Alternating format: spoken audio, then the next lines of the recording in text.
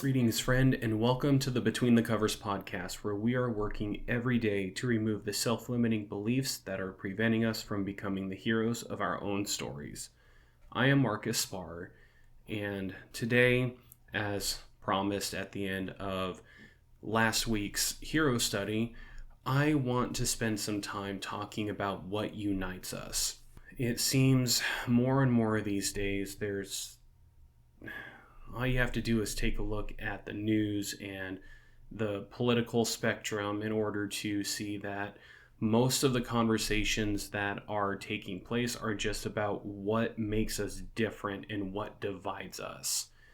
Whether we're talking culture, whether we're talking religion, whether we are talking beliefs or even food preferences, there is just so much about what makes us different and what divides us. Instead, I want to focus on what unites us, because some of this was inspiration with my hero study that I had done of Samwise, that there are good things in the world, and these good things are worth fighting for. And so, instead of falling into the typical narrative that seems to be so prominent in society today, let's talk about what unites us. Very similar to the conversation I had about finding the humanity in other people, one of the things that does unite us is a shared value for human life. For some people, it's even beyond human life.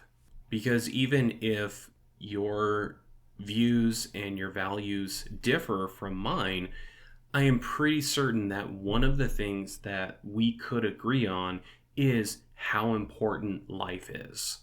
Whether we're talking about the life of a child, the life of members in our community, of those who are close to us, the people that we love and desperately care for. Now, for some people, that love extends beyond the very intimate, close, personal circles that we have.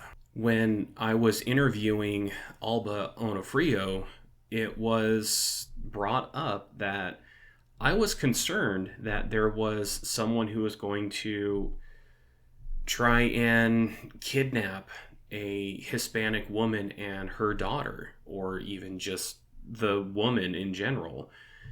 And I was ready to jump to her defense if that's what it came down to. Thankfully, it didn't come down to that, but I was also ready for it.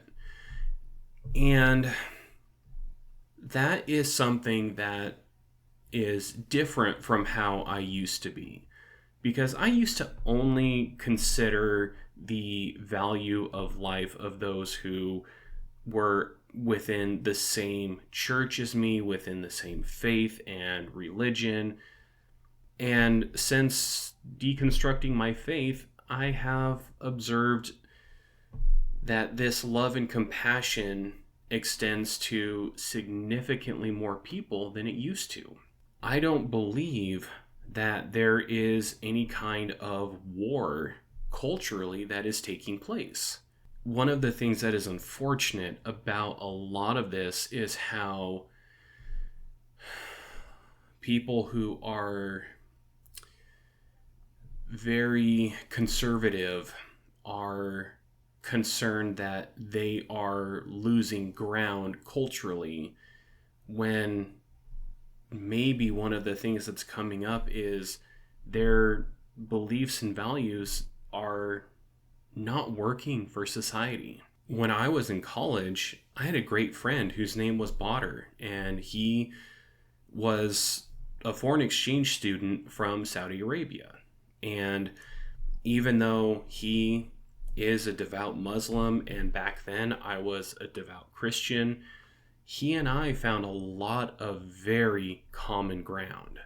We both had a fascination for idioms. I went to spend some time in one of his classes because I was friends with one of the professors. And he went and talked with this professor and asked him, hey, how can I let this person, being me, know that I want him to be my brother?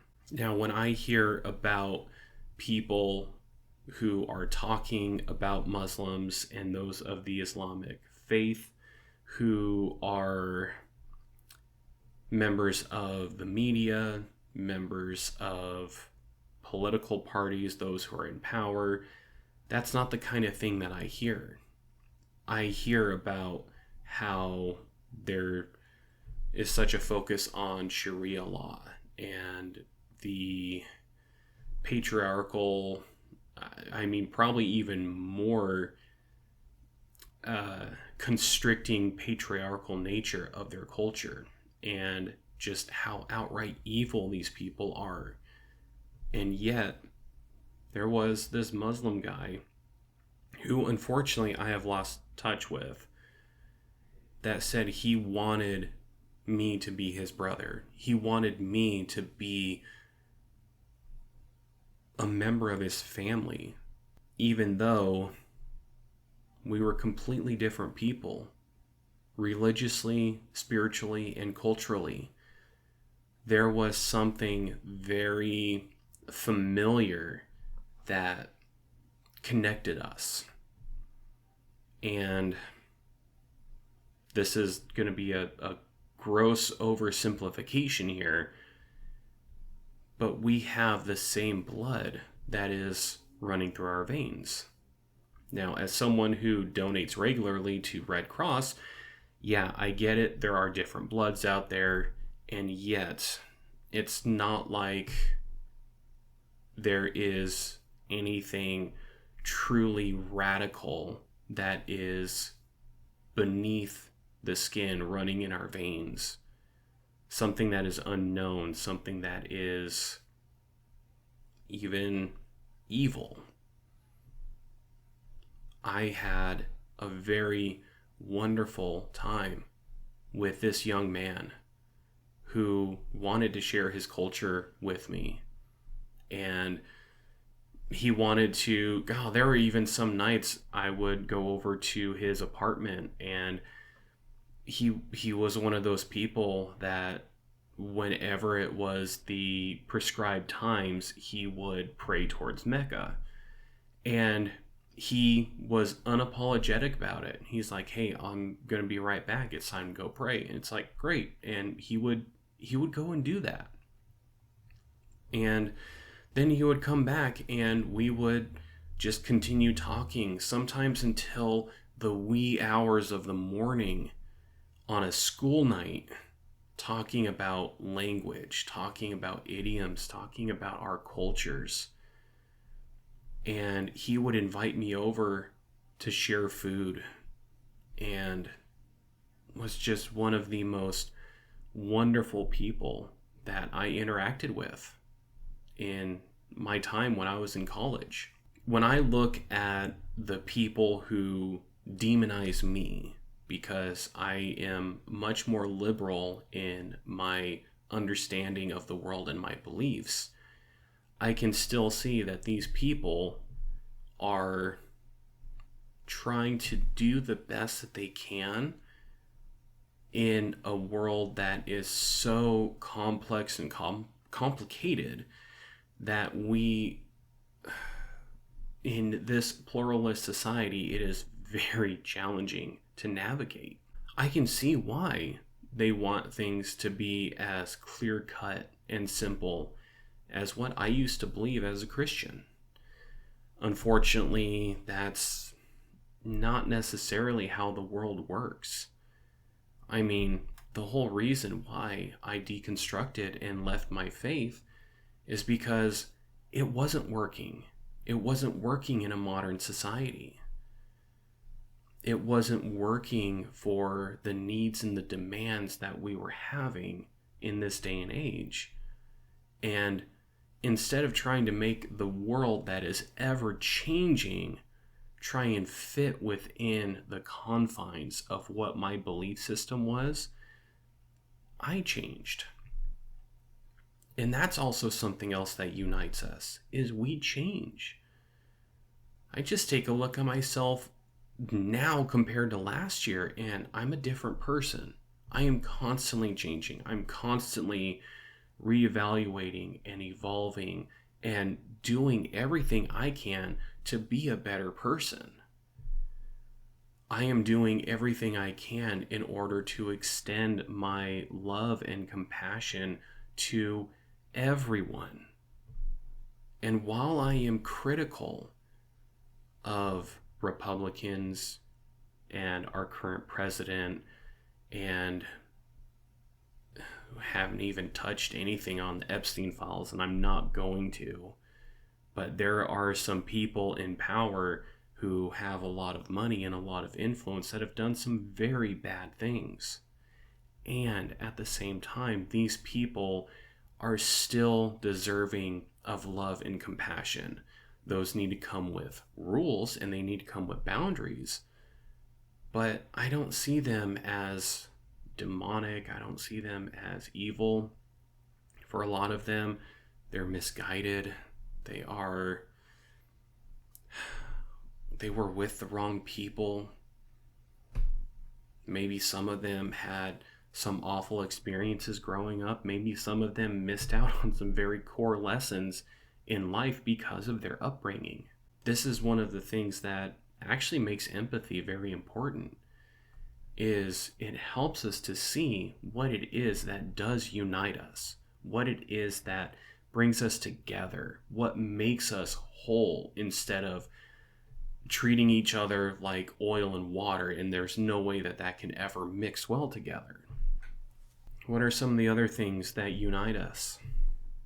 If we get down to just the basics of our existence, is most of us experience fear.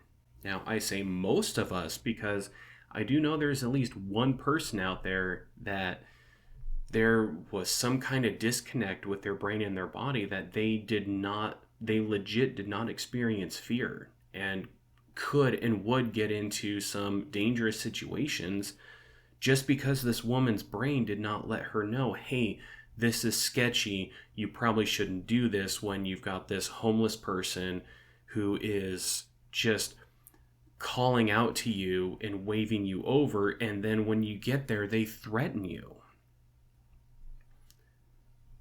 Yet most of us feel fear.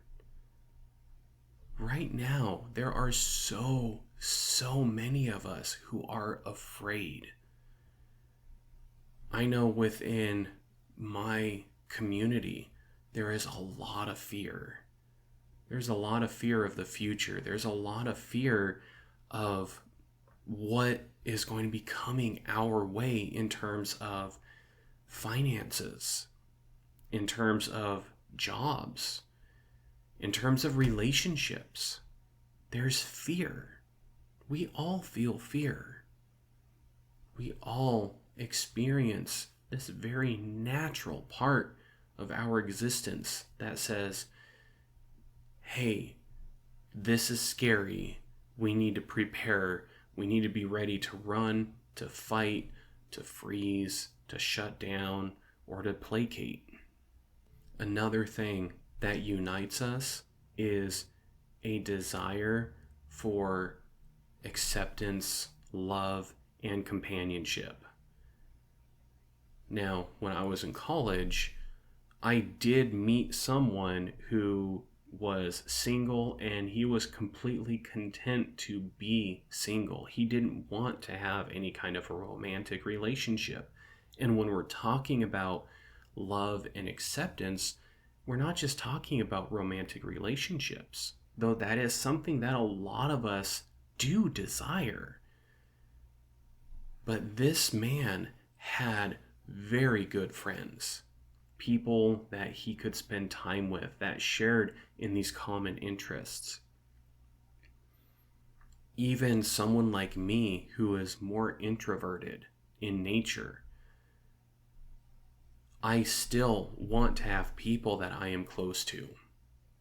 I am currently doing a Pokemon Alpha and Omega Nuzlocke challenge with my friends Ben and Brandon. It was just something that came to my mind.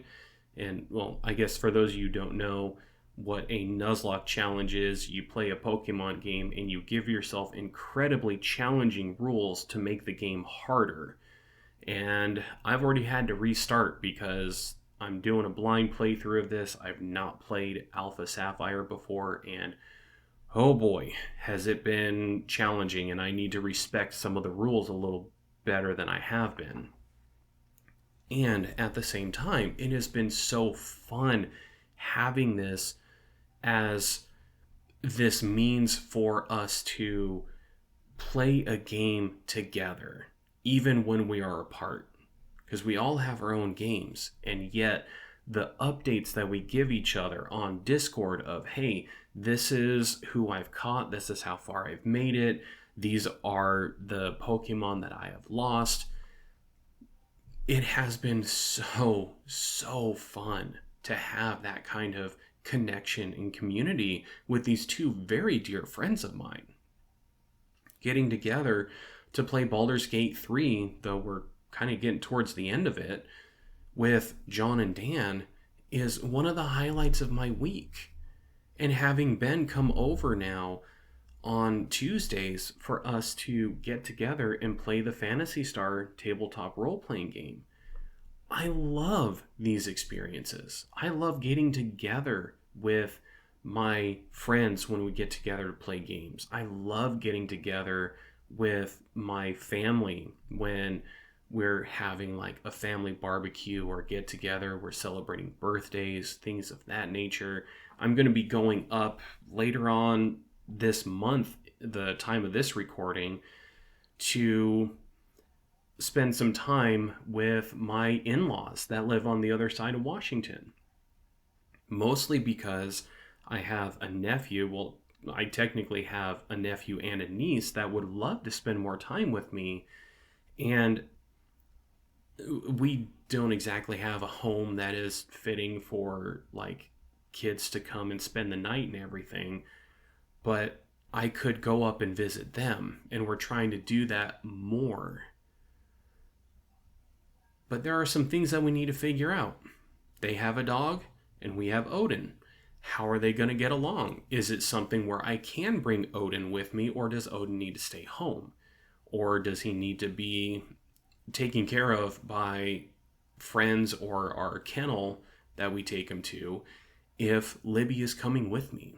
I still love to be around people who have the privilege of being within my inner circle.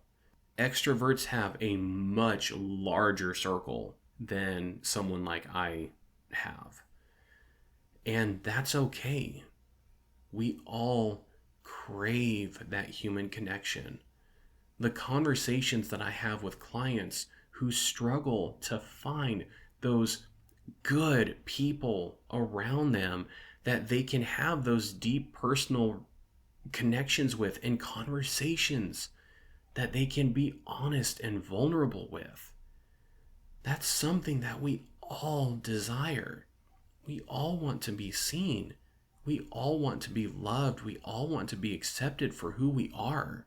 There are a great many things that remind us that we're in this crazy adventure called life together.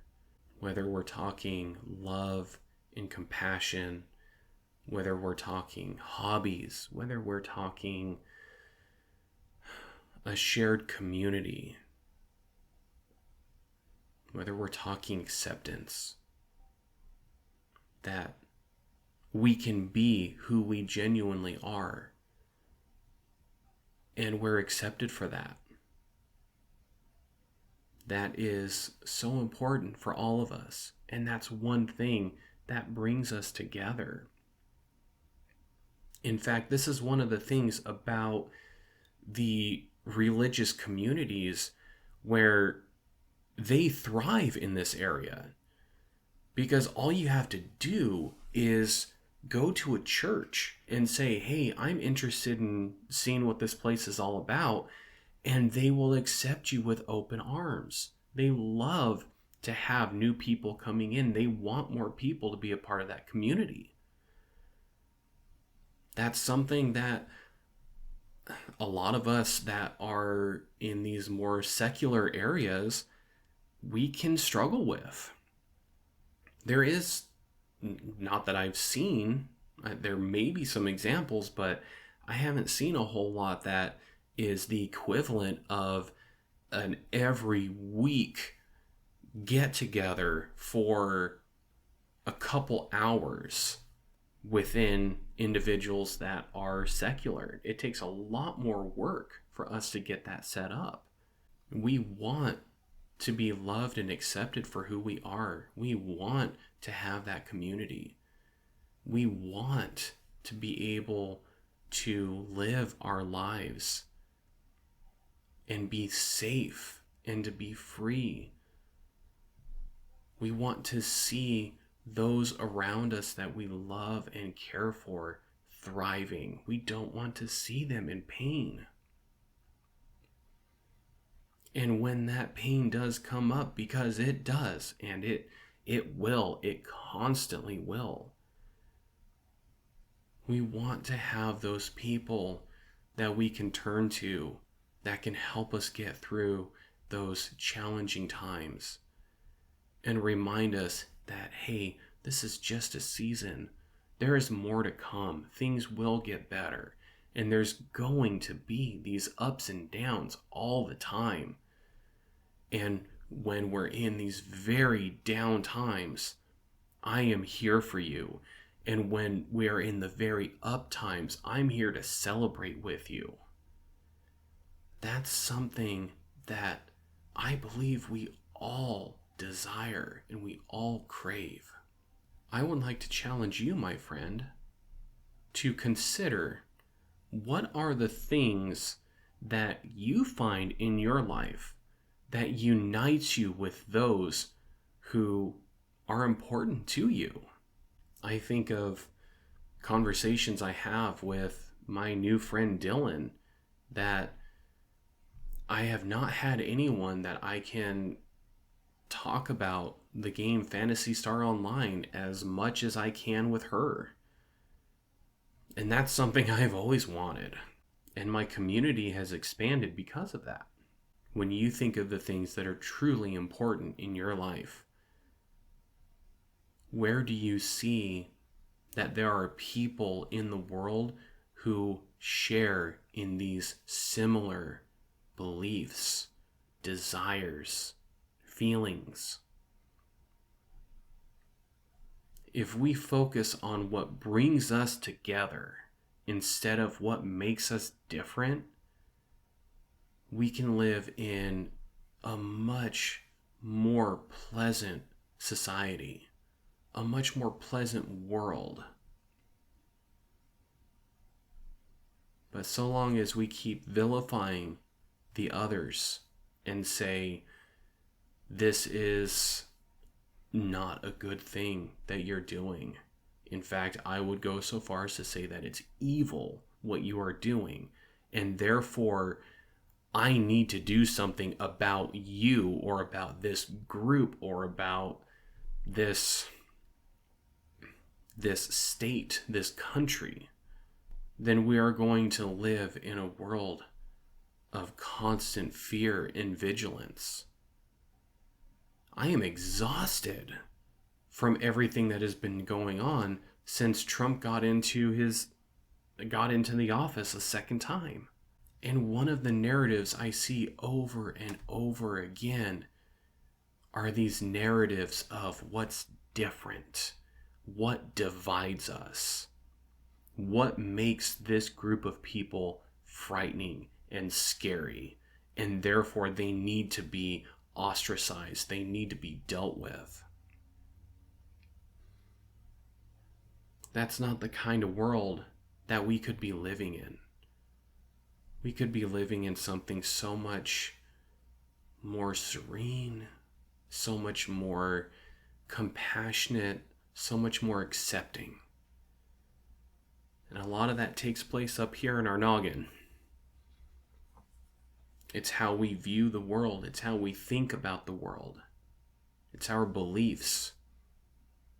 It's whether we see a world where everyone is different and scary, or a world where there is so much that can bring us together that everyone has a seat at the table. I don't know about you, but that latter is more of the world I would like to live in. And that's the world that I hope you can live in, my friend. I really do. Because living in constant fear and with violence all around us, with people using terrible ways to cope with what's happened to them, the wrongs that they have experienced in the world, and some of these being destructive, we've seen what that gets us. We're living it. Been living it for a long time. And I do believe it doesn't have to be that way. But we can't change the world around us. We can change how we interact with the world. And that will change our impact in the world. Continue to find what it is that unites you with those around you. And when you're hearing these narratives that say you need to be afraid, maybe it's time to change what you listen to. I hope that you found this inspiring, and I look forward to talking with you again next week. And until then, live strong for today.